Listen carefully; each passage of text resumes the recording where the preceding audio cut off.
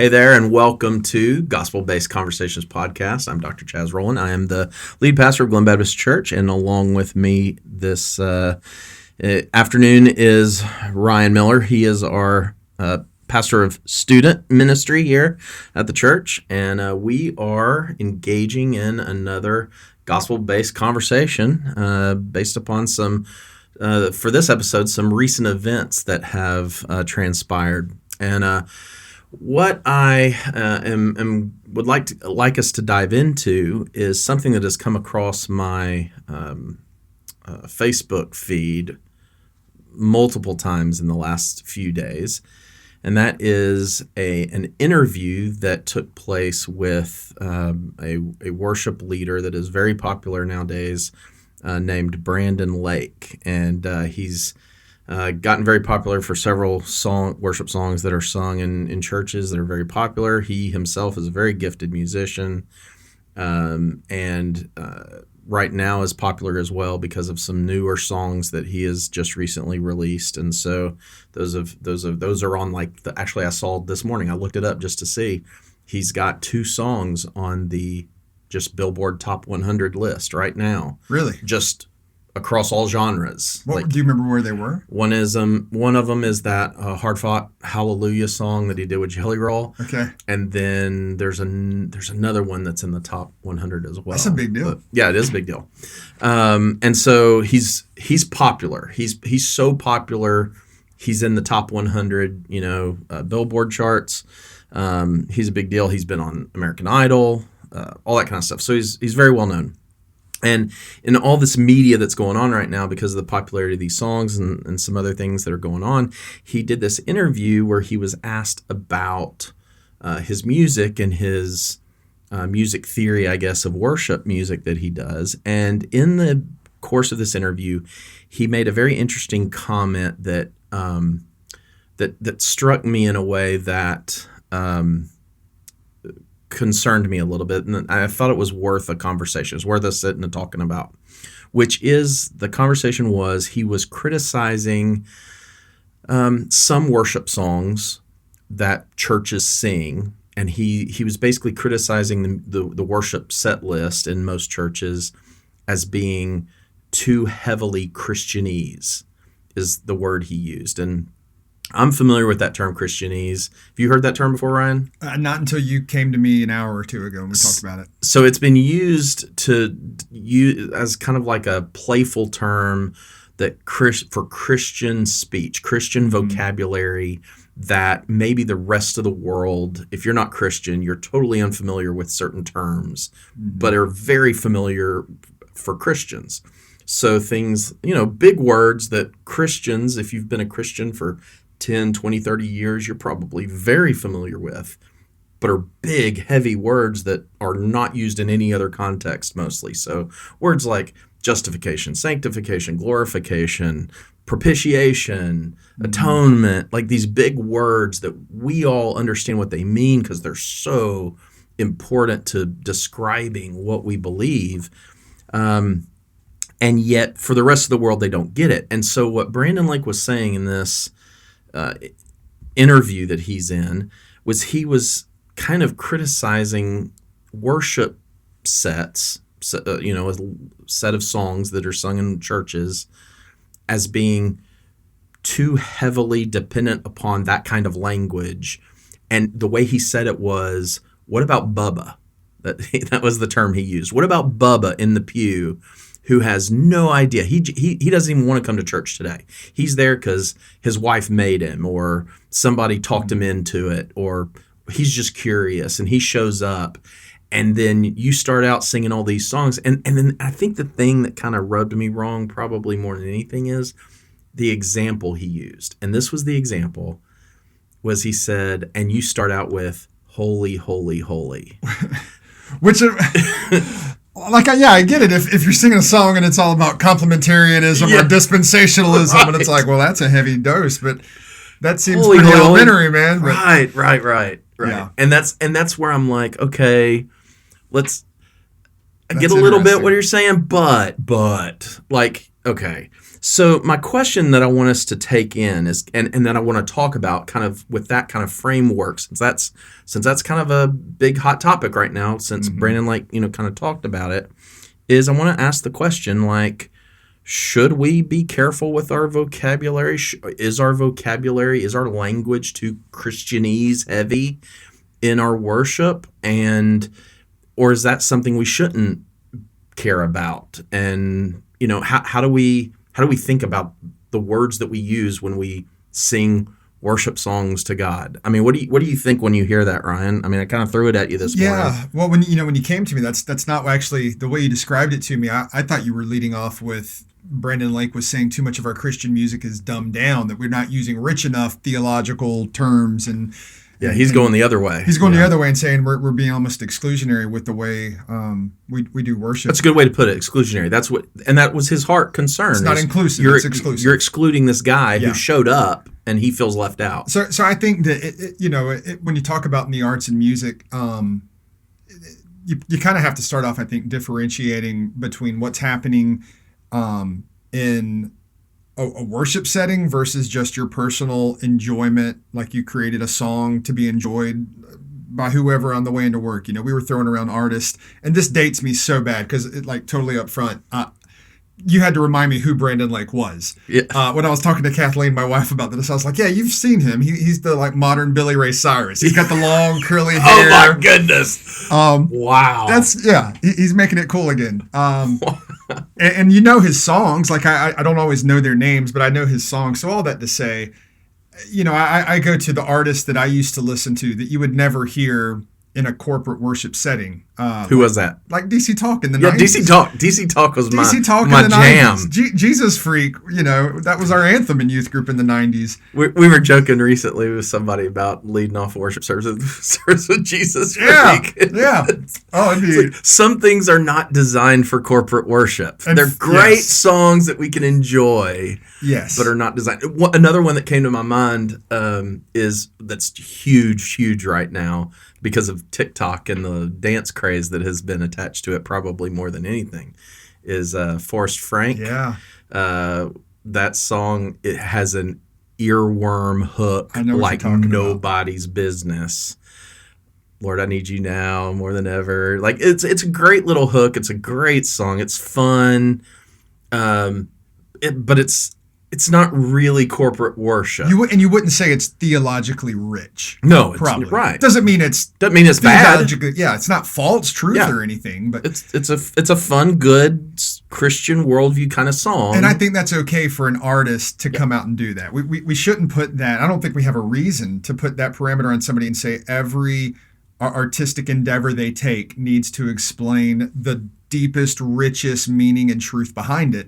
Yeah. I think in my own life when I wouldn't say I dabble in poetry. That would be so not appropriate and true. But when I have journaled and I've done journaling, whether it be prayer journaling, whatever, I go back and I read through some of those, and it's not me writing like Charles Dickens, and it's certainly not me trying to copy A.W. Tozer or some great theologian, that I've always been fond of. A lot of times it's me just being honest with who I am and writing in my own style. And so I think it would be unfair, to go back to your original question, I think it's unfair for us and not really appropriate to expect every musical artist that's a Christian to have the aim and desire for every song they write to be, number one, meant for corporate worship where we come together in church and sing. And number two, even if it's not meant for corporate worship, we shouldn't put that expectation on them of every song they create has to be the equivalent of a 5-course meal at a 5-star restaurant. Like it's okay sometimes to go out and do something you enjoy, and it's simple, and in the moment it's what you felt like doing, and it's still conveying spiritual truth. Mm-hmm. Forrest Frank or DC Talk, whoever, but in a very simplistic and not overly robust way, I guess you could say. And basically what we're saying is there is a difference between being a Christian and having Christian entertainment and being a Christian and engaging in Christian corporate worship. Yeah. Those are two different things that have two different aims, and therefore the songs that we would sing or enjoy or celebrate in those two different moments are going to be radically different songs. They probably should be radically different. They should be radically different. Yeah. And that's not a bad thing. Right. That's a difference in purpose and intention. Yes. And so we need to appreciate that and value that. And like going back to Brandon Lake and kind of how this conversation all started, Brandon Lake's coming from a good place. Like I kind of trust his heart in that he understands the mission that the church has been given. And I want to talk about that in another episode. But I just want to acknowledge that I don't think he's coming at it from a bad place, but I think he is misunderstanding fundamentally what is worship supposed to be. Because my take on it is our songs that we sing in corporate worship should be intentionally theologically robust. Mm-hmm. I would take the exact mirror opposite position. Yeah. As saying, if it's not theologically robust, if there isn't, quote, Christianese in the music lyrics, maybe it's not good potentially to sing for corporate worship. Like we should push the envelope of robustness of vocabulary in our songs. Why do you think, I mean, you're nodding in agreement. Why do you think that's important? Why do you agree with that? This could get really long. So one of the first quotes that comes to mind, and I don't know where I heard this from. I think it was from back in my days in seminary, but I've heard, and it's always stuck with me, that the worship language of our songs that we're singing in corporate worship, it matters for one reason, because it will become the prayer language of our people. Yes. And so when we talk about, as pastors and music ministers and the leaders that are involved in that selection process of the songs to be sung on Sunday mornings, going into it with that mindset, I think, changes everything. To think of it of, we're equipping these people with lyrics and spiritual truth that will become their prayer language during hard times. Like, what are they going to revert to when they're in that crisis? What's ringing in their ears? The truth that they can then speak. And I think this is where it's interesting, like from it hits near and dear to my heart. I was a music education major in my undergrad, and I loved music history so much that I took the first semester 3 times in undergrad because I couldn't pass it. Gregorian chant wasn't my favorite, but I loved, once you got into the Reformation, Martin Luther was a huge believer in the importance of song. And so that was one of the things that a lot of people don't understand about Martin Luther, the German monk. And the reformer. As a learning mechanism. Yes. Specifically. It was a way to train up lay people that were very spiritually immature and just not recognizing the scriptures because it wasn't in the German language. It was in the Latin. And so he took scripture and put it to the hymns of old drinking songs from the German pubs. Yep. And that became their worship language. And so I think even historically, 600 years ago, 500 years ago, this was understood by church leaders that what the people sing is going to be one of the main ways that they learn God's word and then regurgitate it throughout life, but especially during those hardships. Poetry, music, you can put all of that into the same category.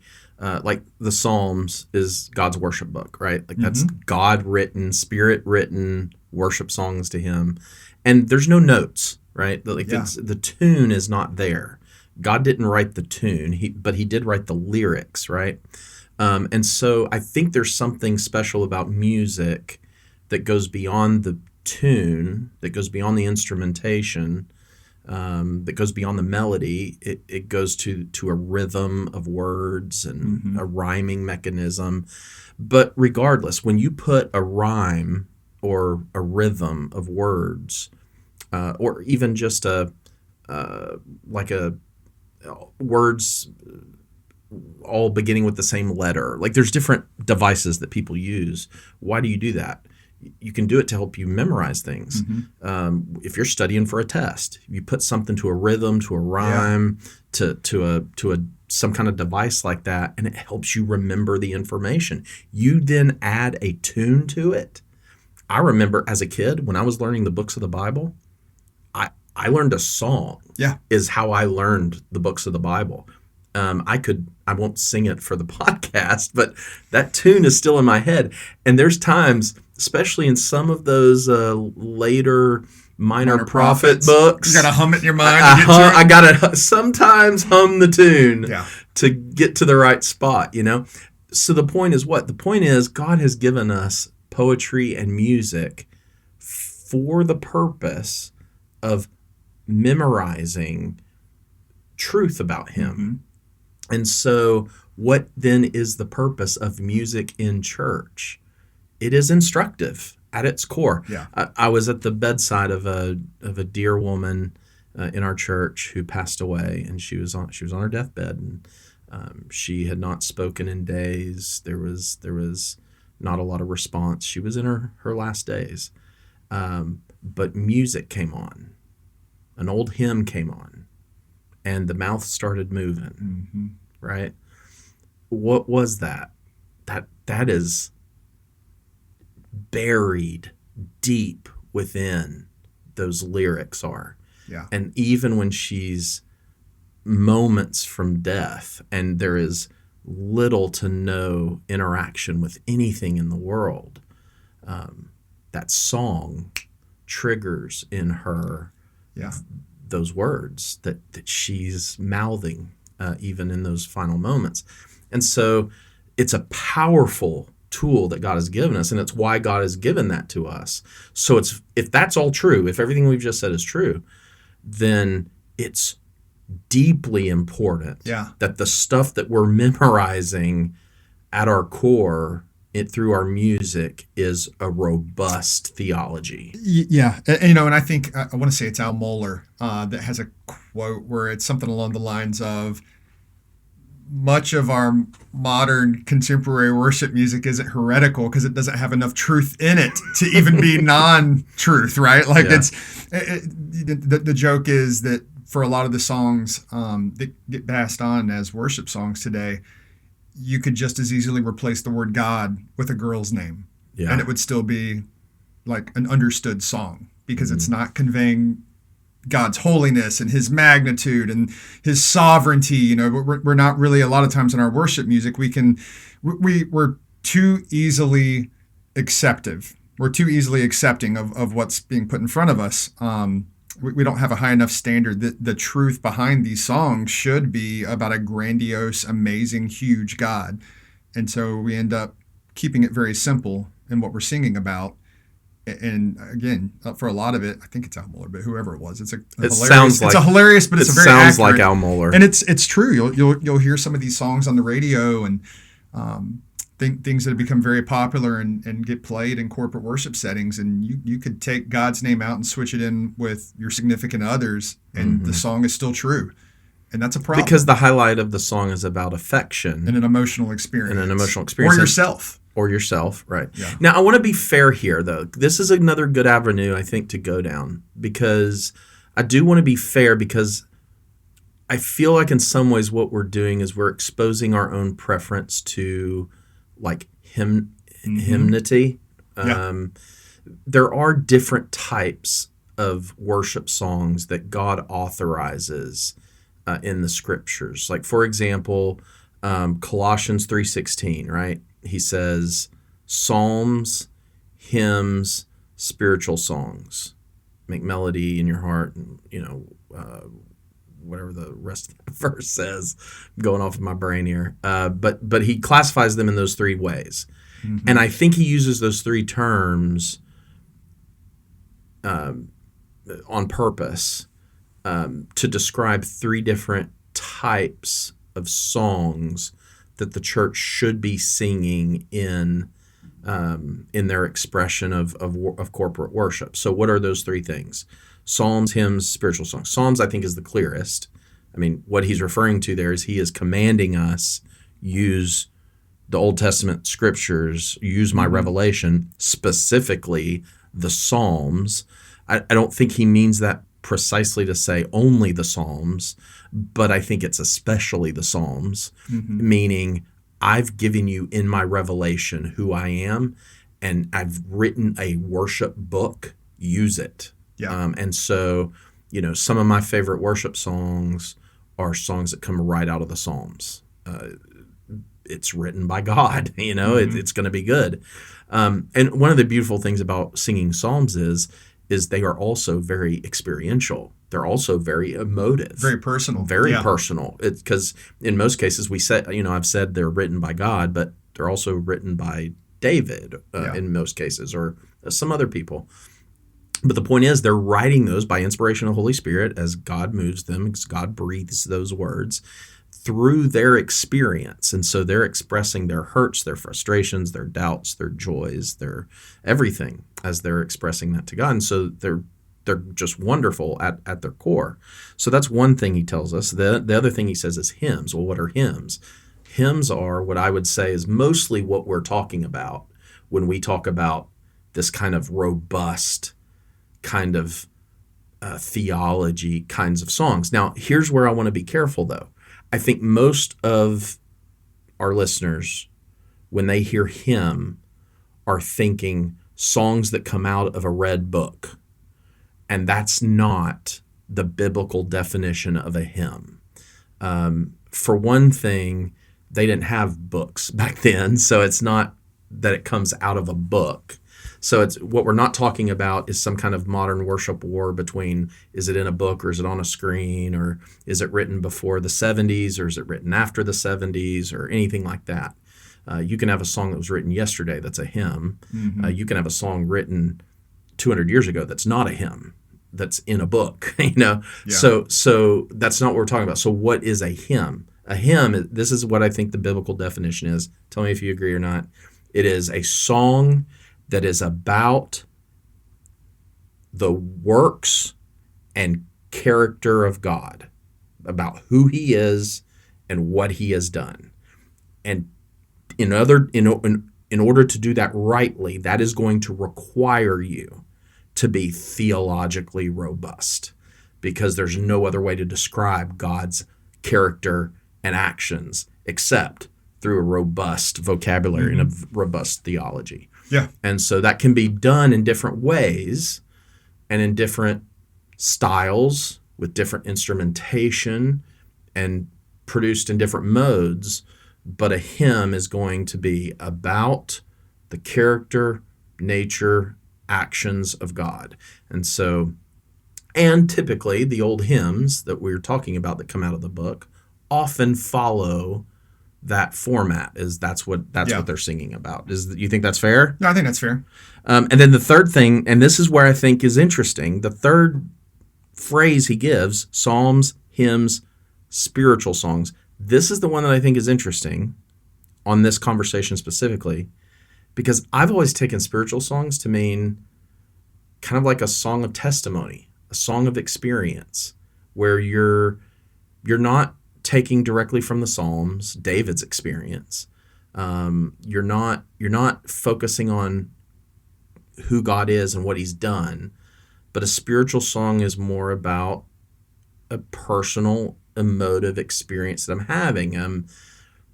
And so I don't think that is wrong to have a emotive, personal, expressional song in our corporate worship. What I think is wrong is when that's all you do. Mm-hmm. Like it's a component of the third part of a song.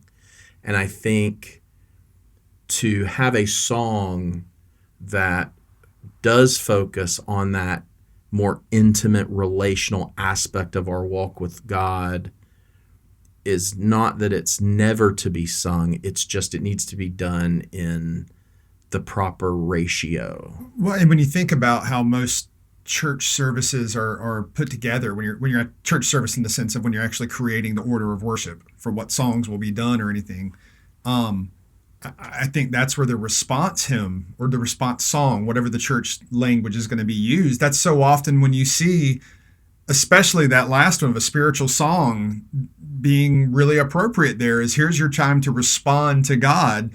And so I think of a lot of those songs are the ones that's much more personal and reflective upon yourself, not conveying deep, meaningful spiritual truths and theology about who God is and the creation story or whatever it may be with the gospel. But a lot of times that is appropriate after the message at the end of a service when you're asking the congregation to close out and what then worship do I do? Reflective of what has just happened in this service. It's applicational. Yes. And so I think there is a very appropriate place for those types of songs in the worship service. to our greater conversation, I think you just said it. That's where the problem is. So often, if that intentionality in creating the worship set list isn't there, we can fall into the trap of going to those songs more than any other. And some of that, I think, is because they do tend to a lot of times be very emotionally heavy, I guess would be a word for it. And we can often be swayed by that emotion. Big time. Yeah. And I think it's important to note that even in the testimony response kind of song, I think what we should remember is that ultimately the audience is God, right, in that. So even in the response-driven, applicational, testimonial song, it's still focused on God. So I was just thinking about what you said about applying it to like the invitation hymn or whatever you want to call it, the response song we typically call it in our church. Probably the classic ultimate example of the response song, the invitation song, in my mind as growing up Southern Baptist in my culture in the 80s and 90s was Just As I Am. Like Billy Graham famously at his crusades almost always closed out with that song, The Crusade, and that just became the iconic, invitation hymn. And you think about that song, okay, what is that? That's a response song. That is a spiritual song about, okay, what am I going to do? Well, just as I am, without one plea. But it moves, even that song moves to that your blood was shed for me, right? So it still has, what we can't do is go, well, this is a response song. This is a personal song. This is a song of testimony, and it be all about me. If that's what it is, you've still missed the boat on what it's supposed to be. Yeah. And so I don't think you can get a cop out by saying, well, that's a spiritual song. No, it's still ultimately something wrong with your spiritual life if all the focus is on yourself. That's right. And that's part of the problem. If Joel Osteen would love it, it's probably a problem. That's what we do. We just every week look to see what's going on at these churches, and we're going to do the opposite. Yeah. Anyway, I want to ask you one other question. What do you think the relationship is between, we're talking about music being instructive for the church. What do you think the relationship is between the song service and the preaching service? Yeah, that's a great question. Well, I think first and foremost, and sometimes I say this when I pray at the beginning of a service, or if I pray right before I preach or something, that both are an act of worship, which is kind of going down a different rabbit trail. But we don't. We're worshiping when we receive. We don't stop worshiping. Yes, when we stop singing. Yes, exactly. But I think the relationship is that the first, which is typically the singing, the corporate worship, it's preparing our hearts. It's tenderizing the meat. I mean, that's, before you cook that chicken parm or whatever, you're supposed to pound it for a good while so it's more tender and flattened cooks, right? You can tell it's lunchtime. Yeah. But that's the same thing of what we're spiritually doing to our hearts, is we're tenderizing our hearts. We're focusing on the deep truths of who God is, to usher us into a state where we are more receptive towards the word of God as it's preached from the pulpit. And like you said, that's why that comes first. Yes. Right? So it would be odd to say the preaching should be about God. Yeah. But what prepares you for the preaching is not primarily about God. Yeah. Like that would not make sense. And I think that's, again, we're both, it's which is more important with breathing in or breathing out. Like you have to have both. You're not living if one of those functions stops. And that is where I think sometimes that focus gets lost.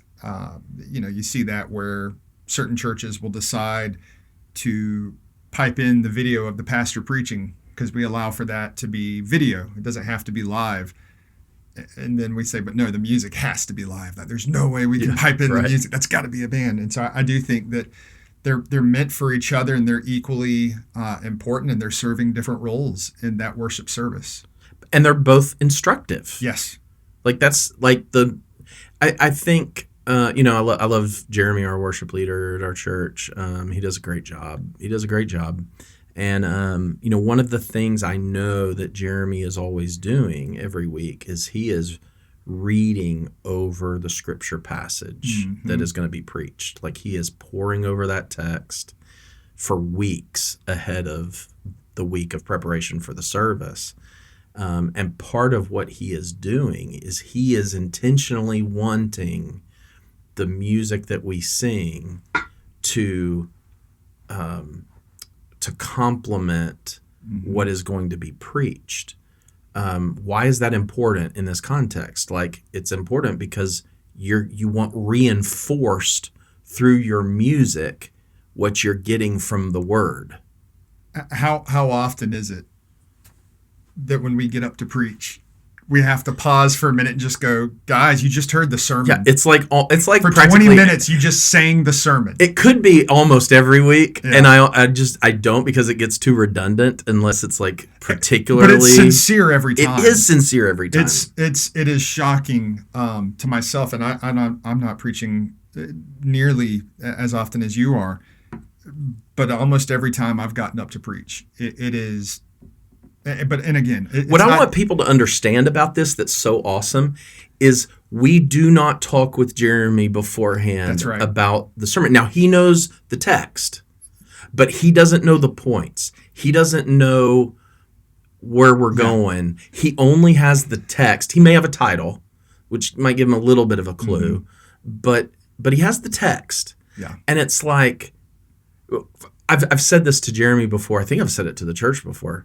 I find it so incredibly encouraging as an expository preacher, because when I'm worshiping and I hear the main point of my sermon sung, and I knew it was sung intentionally because the music leader read the text and went, that's the point. So this is the point we're going to sing. Yeah.